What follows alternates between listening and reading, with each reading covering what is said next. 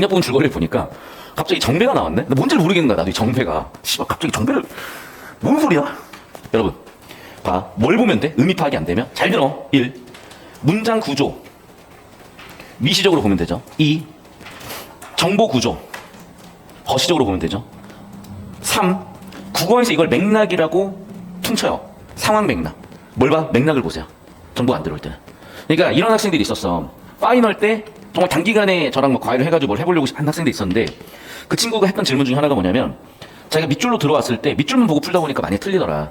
그러니까 걔는 뭐냐면 전형적으로 문제 읽고 왔다 갔다 하는 애야. 또 1등급 나오더라고. 그럼 그렇게 해야지. 근데 걔가 이제 나한테 질문한 게 뭐냐면 이런 괄호가 있으면 괄호의 정답으로 풀다가 틀린대. 왜? 이 앞뒤의 내용을 한 번에 물어봐 버리니까. 그럼 그거에 그러니까.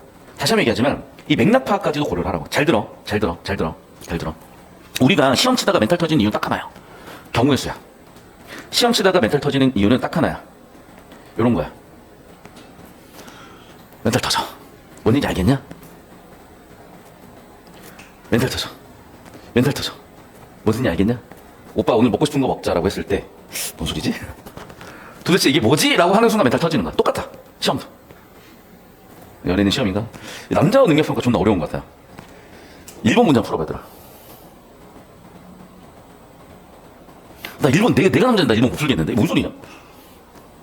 아, 진짜 남자는 자기야 그럼 자기하고 뭐해 하면 진짜 뭐해고 배고파면 배고파고 어디 맛있더라면 진짜 맛있더라고 문자 온지 몰라 진짜 모르는 거야. 근데 뭐지 도대체 뭔지 모르겠어. 이건 알지. 1번이야 이건. 아직 안 씻었어. 아 진짜. 약속을 했거든. 여자친구 전화 왔어. 또 친구끼리 약속했어. 야 씨발 너 어디야 그러면. 아 나가. 어디서? 이불에서. 진짜. 또 전화 와. 어디야? 아 가는 중이야. 지금 샤워 중이야. 가려고 샤워 중. 줄여서 가는 중. 뭐 이지랄 하는 건데 예를 들면 아, 여러분 너무 표정이 또 무서운데 내가 왜 이런 걸 하냐면 여러분 그냥 평소같이 하라고. 수능이라고 별거 없어요. 평소같이 수업하는 거야. 야 내일 모레 그렇게 수능이라고 뭐 진지해지고 깊어지고 막 들뜨고 그럴 필요 없어. 그냥 평소처럼 하면 돼. 그냥 평소처럼 풀어보자고 우리 이거. 이건 모르겠고 아무튼 난 이게 존나 웃겼어. 아 이거 존나 공감. 아직 쉽지도 않았으면 진짜. 알겠습니까? 그냥 여러분이 가는 게 빨라요. 아직 출발 안 했어? 알았어 내가 그냥 갈게. 씨발 딱 기다려. 여러분이 찾아가는 게 훨씬 빠릅니다. 그냥 포기하세요. 괜히 이런 걸로 싸워갈 필요 없어. 자 여기서 내가 하고 싶은 얘기는 뭐냐 이거야. 사람 말이라는 게 보이죠? 되게 어려워요. 왜? 저 말 안에 여러 가지 의미가 있는 거거든. 여러 가지 의미가 될 수도 있는 거고. 그러니까 여러분이 국어를 풀다가 왜 판단이 어렵냐? 정답이 뭔지 그중 헷갈리는 거야. 이 정보가 특정 짓는 어떤 정보를 특정 짓는 게 항상 헷갈리는 거라고요. 결국 우리는 그런 고민과 그런 판단을 해가는 거거든. 다시 봐. 그래서 그게 안 잡힐 때는 다시 한번 얘기하지만 제가 얘기하죠. 문장 구조를 미시적으로 잡아보고 정보 구조를 거시적으로 뭐 C, E, P, S 이런 거 잡아보고 상황 맥락을 좀 보시면 의미가 보인다. 그러니까 내가 상황 맥락을 보니까 이 정배라는 단어가 뭔지 알겠어요. 잡혔다. 왕비는 내쳤다. 태부는 진도. 진도면 진돗개 있는 그 진도잖아. 유배 간 거지 유배. 유배 간 거야 유배 지금. 정배가 아마 유배 비슷한 것 같아. 그러니까 같은 건 아니지만 뭔가 비슷하지 않을까? 이렇게 잡아본 거야. 이해됐어? 그러니까 지금 뭐지? 정배가 뭐지? 그게 아니라 상황을 쭉 보고 앞뒤를 쭉 보면 이렇게 보인다고요. 상황 맥락으로. 약간 이런 센스. 알겠냐? 그래서 난 얘 보자마자 이거 어떻게 설명을 할까? 여자와 능력평가 보여주면 되겠다는 생각이 갑자기 들더라고요. 왜? 진짜 연애할 때 오빠 나 화 안 났어. 이 말은요 존나 어려운 말이야. 진짜 씨발 진짜 뭐지? 화가 난 것 같은데 안 났다고 하는데 도대체 무슨 얘기 하고 싶은 거지? 막 존나 머리 회로 돌려야 돼. 똑같다니까. 수학 문제 딱 봤어. 씨발 이거 어떻게 푸는 거지? 똑같잖아 상황이. 다시 한번 얘기하지만 여러분 어차피 여러분 정답을 알아요. 셋 중에 하나야. 셋 중에 하나를 하면 돼. 알겠니? 자 그 다음에 보기 봅시다.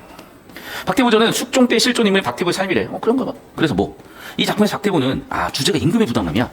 이런 주제 거의 틈을 좀 희미하죠. 근데 워낙 요즘은 민주주의 시대고 뭐 대통령 욕하고 그런 시대니까 우리는 얼마든지 이해할 수 있어. 그 시절에도 이런 게 있을 수 있겠구나. 그래서 그 시절에 사실 임금이 절대전능한 권력자잖아요. 그러니까 세상 자체가 부도덕할 수도 있는 거죠. 그런데 박태부는 어떻게 됐어? 패배했구나. 그래서 뜻도 이루지 못했구나. 그럼에도 불구하고 양보, 어우더우, 역접이죠. 그는 가족과 국가의 윤리적 책임을 다하는 정말 멋있는 사람이구나. 인정받다 보니까 도덕적 영웅이 되는구나. 이때 다양한 서사장치들이 사건 입체 전개에 기여한다. 이건 너무나 당연한 얘기죠. 다양한 서사장치들이 사건의 입체적 전개에 기여한다는 건 너무나 당연한 얘기이기 때문에 사실 다 필요 없고 박태문의 인물의 성격을 세팅한 거예요. 두 번째는 뭘까? 사건을 세팅한 거예요. 사건과 서사. 임금의 부당함으로 뭔가 촉발이 되겠죠. 박태문은 어떻다고요? 책임을 다하는 사람이고 영웅이에요. 근데 그 과정이 어떤 사건? 임금의 부당함으로 일어나는 어떤 사건들. 인정받는 어떤 사건들이 있겠죠. 이런 게 좀 보기에서 보이는 거야. 근데 그들이 있을지도 없을지도 몰라. 왜? 아까 최고원전 보면 알겠지. 황당했잖아요. 그리고 최고원전 보면 알겠지만 뒤쪽에서 그 일 안 해요. 뭐 보상을 줘도 안 해요. 이런 얘기를 하는데 무슨 국가적 문제 해결이야 그게. 개인적 문제, 여자 꼬시는 게 개인적 문제였고. 그렇기 때문에 너무 보기를 막, 그러니까 이렇게 분석적으로 하긴 해야 돼. 그래야 활용할 수 있으니까. 근데 너무 보기 얼매이면 힘들어질 수 있다는 거예요. 힌트 정도로 봐라. 보험 정도로 봐라. 자, 봅시다. 자, 초반부 인사비 세팅. 그럼 벌써 줄거리 잡혔죠. 임금이 못된 놈이라서 정배를 간 거겠지. 이때 태보 걸무 갖고로 나오니 우리 예상이야. 여기 공간적 배경이고, 그래 임금이 있던 곳이고, 그래 임금은 아까 보기에서 나쁜 놈이라 그랬는데 내용은 더 확인해야 돼. 기절했구나. 너무 이제 고생했구나. 이 몸이 명제 경각이라 어찌 살기를 바라리요. 명제 경각 사자성 모르겠으면은 힘들다. 군등은 태보가 죽거든. 그 인호가 죽거든 이런 얘기를 한 것 같은데 이 사람? 태보잖아. 태보가 죽거든. 죽기로 가나요. 왕비를 내치지 못하게 하옵소서. 무슨 얘기지? 그러니까 지금 이 몸이 누구야? 다시 태보 건물 밖으로 나오니까 저거 조심히 일가정을 구하나요? 저거 놀아보면 그러니까 태보가 자기 자신을 태보라고 부른 건가요? 그래 보이는데 어쨌든 그래서 사건이 보이죠.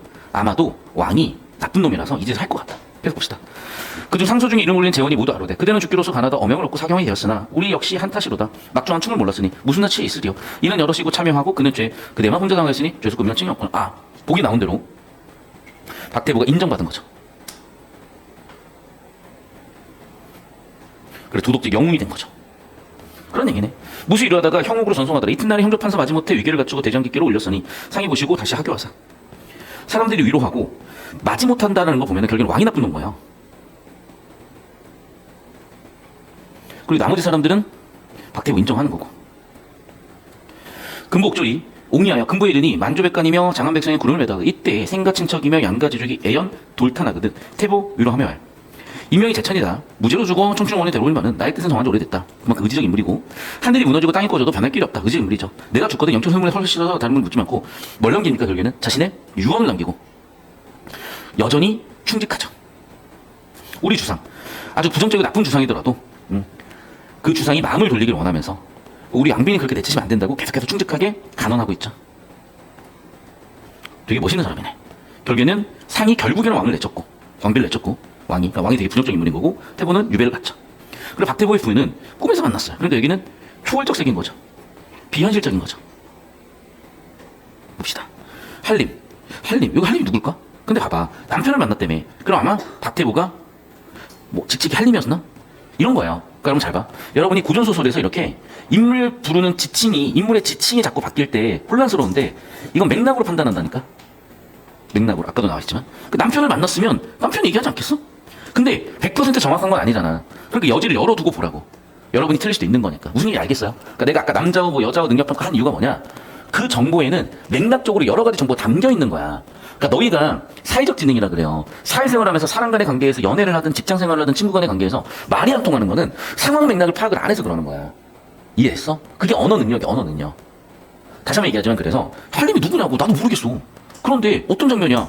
박태부의 부인이 꿈에서 남편을 만나서 한림이 얘기를 한다면 꿈속 얘기인데 누구 얘기겠어? 그래 한림은 여기서 박태부 즉 부인의 남편 말고일 가능성이 얼마나 돼요? 그런데 혹시나 그게 아닐 가능성도 있으니까 물음표 저는 해놓고 근데 아마 이거겠구나라고 어느 정도 확률 높게 추정하면서 가는 거야. 여기도 마찬가지야. 어떤 이상한 사람이 내 몸이 죽어서 봐봐. 이 몸이 명제 경각이라 어찌 살기 바라겠어 얘들아. 너희는 인호가 죽거든. 근데 인호가 죽거든 이러면 야 오빠가 말이야 한 것처럼 되게 이상하잖아요. 그러니까 누가 자기 이름을 불리면서 얘기를 해. 근데 맥락상 누가 하는 얘기야? 태보가 하는 얘기거든. 근데 태보가 자기를 태보라고 부르면서 얘기를 하면 이게 무슨 소린가 싶잖아요. 그러니까 고전소설에서 이렇게 인물 지칭이 되게 섞일 때가 많아. 헷갈릴 때가 많다고. 그때는 맥락으로 파악하고 가능성을 열어두라고. 그래서 인물 지칭이 혼란스러울 때는 어떻게 하라고? 맥락 파악하고 가능성도 열어놓으라고. 됐어. 어쩔 수 없어 이거는. 맞잖아. 왜냐면 거의 99% 지금 나가는 이제 침대에서 나갔지만 가끔씩 진짜 나가고 있을 때가 있을 수도 있는 거야. 알겠니? 그 99%는 태보지만 혹시 모르니까 물음표. 여기도 마찬가지야. 99% 박태보지만 혹시 모르니까 물음표. 봅시다. 내 무죄해서. 그래 무죄도 얘기하겠지. 탕탕한 청천이 감동하사. 하늘이 감동했죠. 하늘이. 이런 거 완전 클리셰잖아요. 적성이죠. 성의의 인품, 성의의 인성을, 성의의 인격을 하늘이 감동했잖아. 사생통진 다 버리고 정보충신을 따라 황성의로 구경 가느니 슬프다. 부인은 기다리지 말고 만세 구경합소서. 부인한테 기다리지 마라. 죽음 암신가? 모르겠어. 부인 놀라죠. 어딜 가? 왜 기다리지 말해? 왜 그렇게 독해요? 같이 가재. 옛날 사람들은 굉장히 진짜 부부간에도 의리가 있다. 의리가 있어. 의리. 한림이 소매를 잡고 못 가게 하니 한림이 참 안심하라고. 상봉할 거라고. 뭔 소리지? 죽음을 암시한 것 같은데 상봉할 거라고? 뭔 얘기일까? 그럼 봐봐. 지금 꿈에서 복선을 깐 거예요. 무슨 일이 있긴 있겠지. 없는데 이런 꿈을 꿨겠냐고. 그래서 어떤 남자 12명이 의관을 정지하고 서있거늘 겸연쩍고 방으로 들어앉아 간 보니 학벌의관을 갖춘 어린 제자 5, 6인이 분명하거늘 농글라 깨달으니 남과 일몽이오라. 그래서 여기는 인몽 장면은 없죠. 하지만 여기 남과 일몽, 강몽 장면은 여기죠. 그러니까 분명히 남편의 신상에 뭔가 변화가 있을 것 같긴 해. 한림이 근데 왜 울었을까? 그러면 당연히 슬프다니까. 만세부양하면서 죽음을 암시하는 건가? 근데 상봉할 날이 있다는 거는, 그리고 뭐 의관이 있고 뭐 제자들이 있고, 이거 뭐 또 좋은 건가? 잘 모르겠어요. 다시 한번 얘기하지만 가능성이 열려 있는 거야. 이 장면은. 맞죠? 죽음 암시할 수도 있겠지만 남편이 되게 금연양할 수도 있는 거고. 그런데 어쨌든 부인은 되게 신나는 상황이야. 그래서 봅시다. 기사였도다. 뭔지 모르겠어. 근데 사망사건 가다 잘 모르겠어. 넘어가. 그러니까 봐봐. 이게 고전도 그렇고 현대의 정보들도 그렇고 우리가 어떤 단어를 정확히 알고 있는 게 아니면 가능성을 열어놓고 생각하면 되되 확률 높게 판단하면 되는 거야. 시비를 데리고 몽사를 서로 하니, 몽사가 뭐겠어? 꿈몽자겠잖아. 서로 얘기를 했다는 얘기겠죠. 동방이 밝았어. 시부 뭐 당하의 문화차로 나가니 이하촌에 개가 짖고 문 밖에 울음소리 들리거들. 뭐야? 한림의 하일 동인이라는 사람이 한림의 편지를 줬어요. 대간 부부 만극해서 서로 붙들고 통곡했어요. 뭔가 되게 안 좋은 소식이구나. 이때 원근 제족과 만조백관이 다 조문 후에 조문했다. 죽은 거네 그러면. 맞죠? 자간 백성이 어찌 위 낙류하리요. 이러고로 곡성이 진동하여. 곡성 맞죠? 사망한 거네. 천신이 감동치 아니라. 그 편지를 떼서 보니래요. 불효자 태보는 도자 문안을 부모전에 올리나이다. 천리 원정에 가다가 과천에 관해서 신병과 시비가 울적하거든 구천에 들어가 오니 사람이 이제 삼천을 정하였을 때 불의한 자가 제일을 하였으니 삼천 수제 지었으나 구군을 또 갚지 못하고 종로 고운이 되어 구천에 또 돌아가는 자식을 생각지 마옵소고 만중계치를 안보하시다가 만세 후에 부자정을 만분을 바라나이다. 어쨌든 죽으면서 유언 같은 걸 하나 좀 남긴 것 같아요. 그리고 먼저 죽으니까 자기가 불효자라고, 그리고 부모님도 안녕을 바라면서 남겼고, 이날 대감이 판서 노복 등을 거두리고 즉시 과천으로 행했을 때 장안 백성이 다 슬퍼하죠. 왜? 영웅이 죽었으니까. 대감과 판서 애통함이 측량 없더라. 영웅이 죽었으니까. 극진이 영웅의 죽음이니까 이렇게 해줬겠죠. 다들 애통하고요. 그러니까 이런 건 어떻게 보면 좋은 거죠. 왜? 죽었는데 남아있는 사람들이 이 사람에 대해서 좋은 추억을 갖고 있고, 그 자체가 어떻게 보면은 가치 있는 죽음일 수도 있는 거예요. 어쨌든 각설, 전형적 표현이고, 이때 상이 민중전을 내치시고 태보를 정배 후 이미 나왔던 사건들을 한번 세팅한 거예요. 지금 자연심신이 산란하네. 밤이면 성례를 미복으로 수행하시더니 일곳에 다다라 명을 명하는데 어떤 아이 5, 6인이 월세켜로 노래하여 즐거워하거나 상이 몸을 의신하고 자세히 노래에 이렇게 됐어요. 저달이 밝아. 우리 주상은 불명, 충신은 무슨 일로 천리연정에 내쳐졌냐. 즉 왕에 대해서 평가를 하고 있는 거죠. 부정적 평가를 하는 거죠.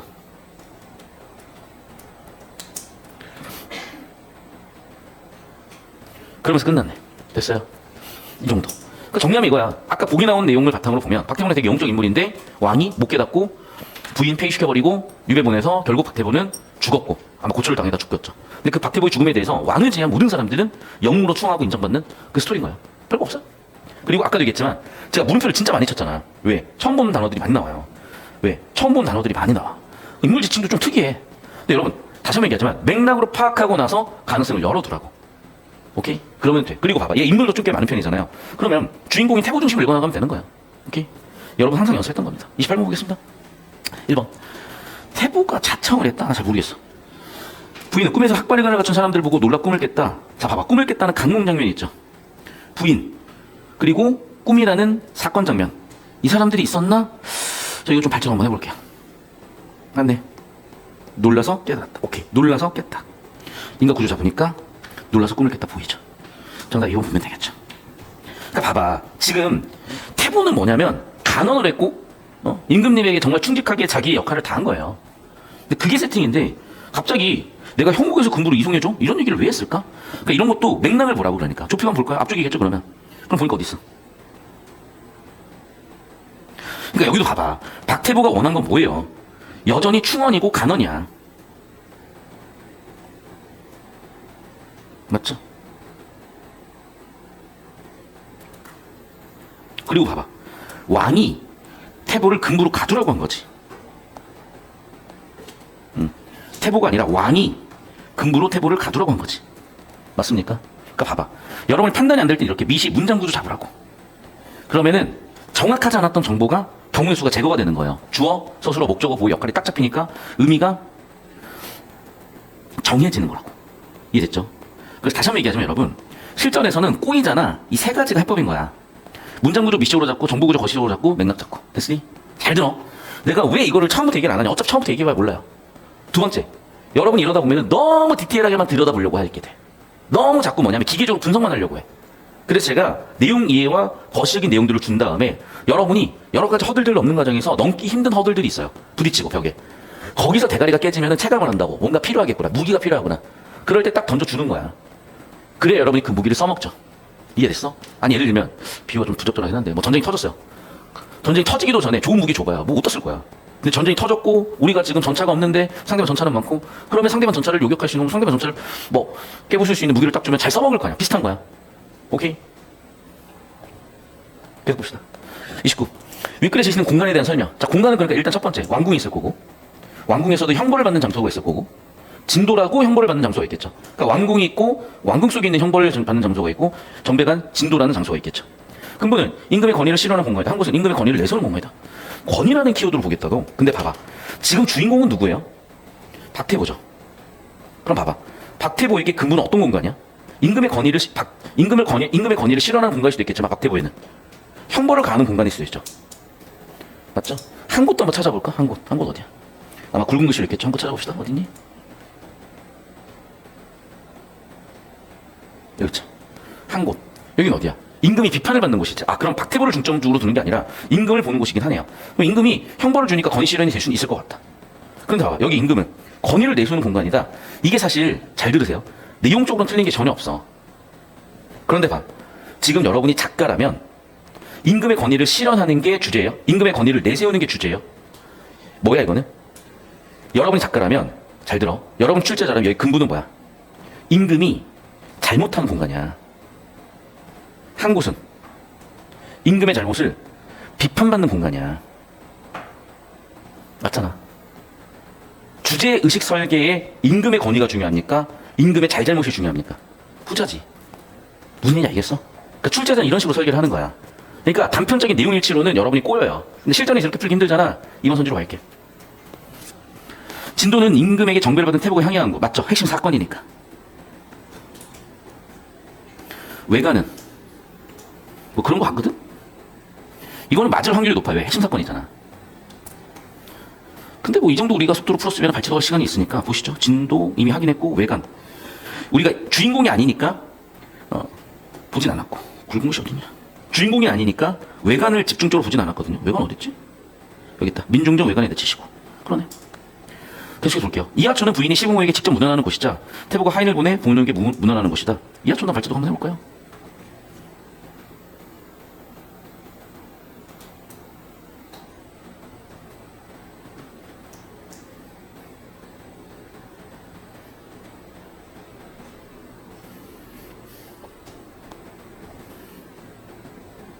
그렇죠. 보이니? 봐봐. 자, 봐. 지금 부인이 시부모에게 직접 문화 갔죠. 한림의 하인이 한림의 편지를 가지고 간접적으로 문안을 하고 있잖아, 지금. 그래서 3번 선지 그렇게 얘기한 거라고. 부인은 직접 문안하는 것이고 태보는 하인을 보내서 편지로서 문안을 하고 있잖아. 무슨 말인지 돼요? 어떤 느낌인지 알겠어? 그래서 내가 요즘 비문학을 2일 이상을 다시 계속 보라는 느낌, 이 느낌인 거야. 뭔가 예전하고 결이 많이 달라요.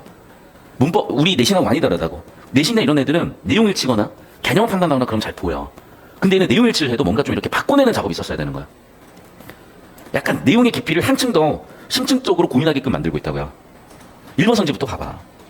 금부가 권위를 실현하고 금부가 권위를 내세운다? 틀린 얘기는 아니에요. 왜? 깜빡 보내니까. 왜? 너희 새끼들 누구야? 라고 하니까. 하지만 작가라면 그보다는 금부라는 곳에서 임금은 잘못을 했고 한 곳이라는 곳에서 동네 애들조차도 임금을 비판하는 상황을 보여준 거지. 그게 작품의 주제의식과 밀접하게 관련이 있잖아요. 2번도 마찬가지야. 주제의식 핵심 사건이 뭡니까?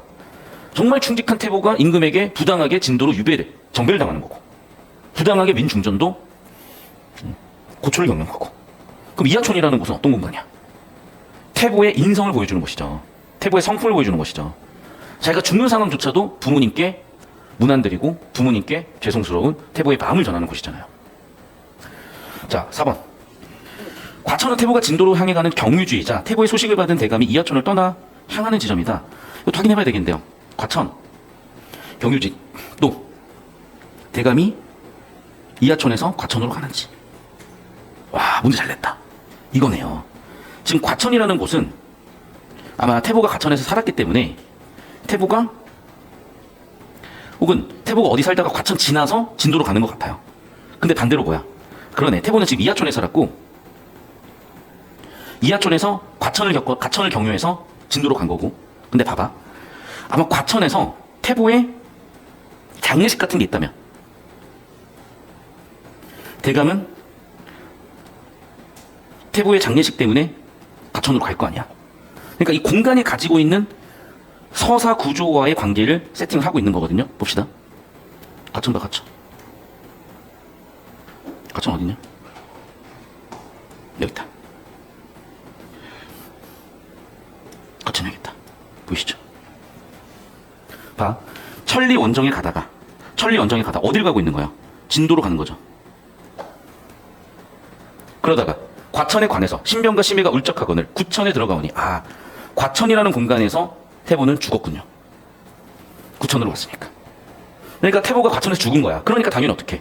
대감은 우리 아들이 죽었으니까 과천으로 가야지. 이해돼? 과천은 뭐야? 태보가 죽은 공간이야.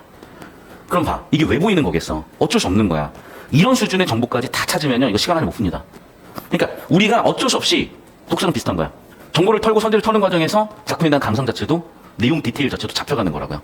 근데 이게 단순한 내용일체 발췌독이라고 볼 수도 있겠지만 그것도 있지만 그거보다는 이 글 쓴 사람이 혹은 문제 출제한 사람들이 어떤 생각을 가지고 어떤 관점을 가지고 바라보는지 보라고. 제가 그러니까 이 수업하다가 갑자기 여자 테스트, 남자 테스트를 하는 이유가 있는 거고요. 이 수업하다가 갑자기 악뮤찬혁과 현우진과 지드래곤을 묶는 이유가 있는 거야. 그거라니까 요즘은. 5번 선지. 심상분곡은 성내야 대비되어 임금을 피하려는 백성들의 마음이 투영된 것이다. 그럴 것 같은데요? 찾아볼까? 심상분곡 어딨냐? 그러네. 맞죠? 우리 임금은 너무 무서워. 못 살겠어. 그냥 심상분곡. 깊은 산. 골짜기 들어가서 살다가 성군 나오시면 그때 나와서 살아야지? 맞죠? 성내는 임금이 영향을 미치는 곳이니까. 됐어? 그러니까 이 공간 하나하나를 가지고도 이렇게 해석을 한다는 거야. 됐어? 그러니까 지금 이 연습을 해놔. 그럼 실전 가가지고 좀 보일 거야, 이런 느낌들이. 그러니까 여러분이 어려운 거죠. 왜? 내용을 풀면 1번이 괜찮으니까. 하지만은 뭐와 관련 지어보라고? 주제나 작가의 의도와 관련 지어보라고. 그러면 다시 한번 얘기하자면 금부라는 곳은 박태호가 형벌을 받고 또는 임금이 잘못을 했고 그 한 곳은 임금이 그 잘못에 대해 비판을 받는 곳이다 라고 하는 게 적절한 해석이라는 거야. 되셨죠?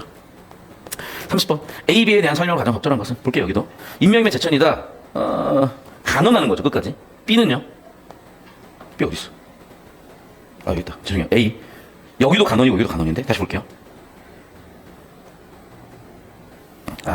이건 뭐냐면 이 재원이 하는 얘기죠. 즉 태보에 대한 평가죠. 여기 화자는 누구야? 태보죠. 아닌가? 아니네. 제족이. 태보의 가족들이 태보를 위로하면서 하는 얘기인 거네. 이해됐어? 내가 그 문장 구조 잡으라는 게 이런 거야. 여러분 기억나죠? 큰 잔치. 그게 19/6월이었나? 20/6월. 만점도 65명. 큰 잔치. 각각이 얘기한 게 아니야. 제왕이 얘기했지. 문장의 주어를 잡았어야 되는 거야. 화자가 누군지도 몰라. 알겠어요? 그럼 틀리는 거야. 화자는 누구야? 양가제조.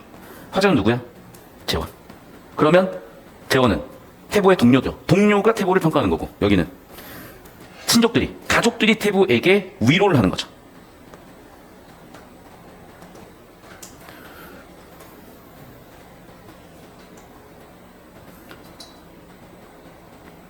아닌가? 다시 봅시다.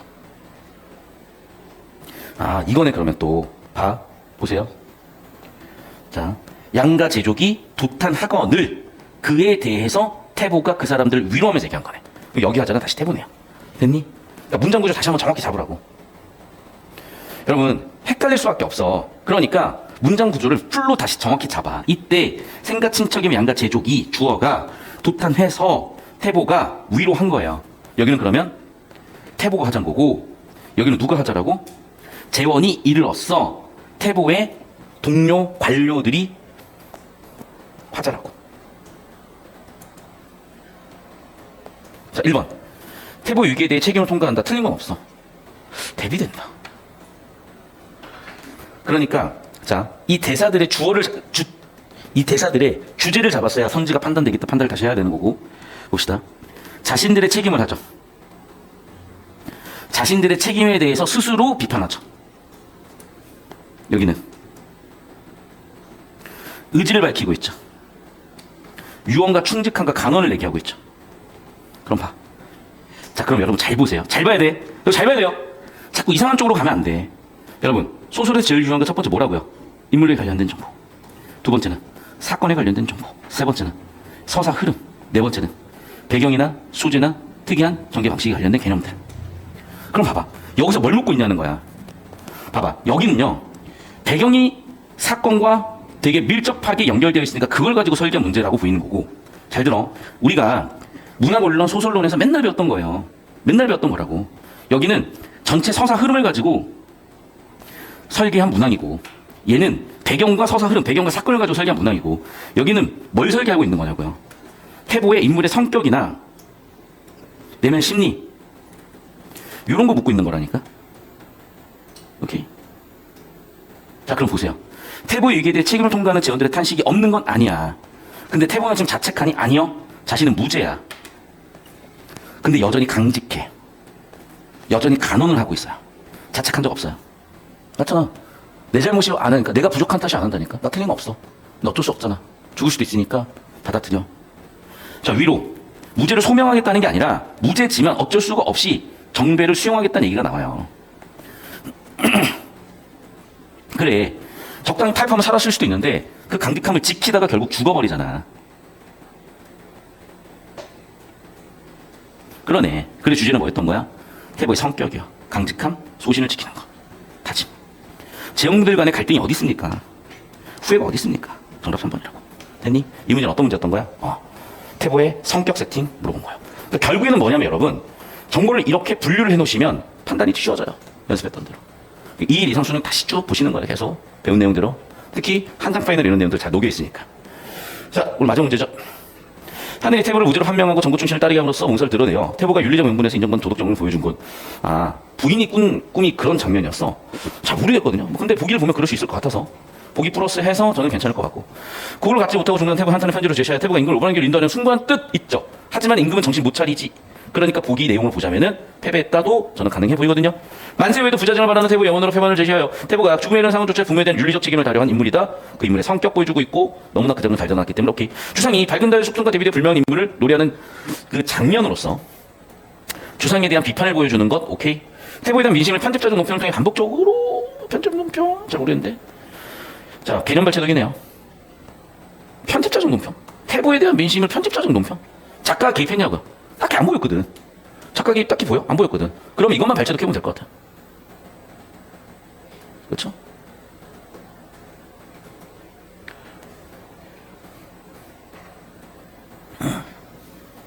그러니까 이 각설 정도는 어떻게 보면 작가 개입인 거야. 각설 정도만. 서술자가 갑자기 작가가 빙의해서 야, 우리 새로 시작이야 이제 이야기.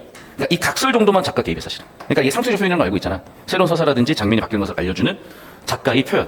그러니까 이 각설 정도만 작가 개입인데 논평이 없어. 심지어 논평도 아니야. 그냥 뭐야 이거는 작가 개입이야. 그러니까 작가 개입에 뭐라고? 각설 같은 거. 야, 써놓고 보니까 난 개념인 줄 알았거든요. 아니야. 뭐야 이거는? 지시 연결 표시죠. 그러니까 개념조차도 뭐랑 연결 지는 거야?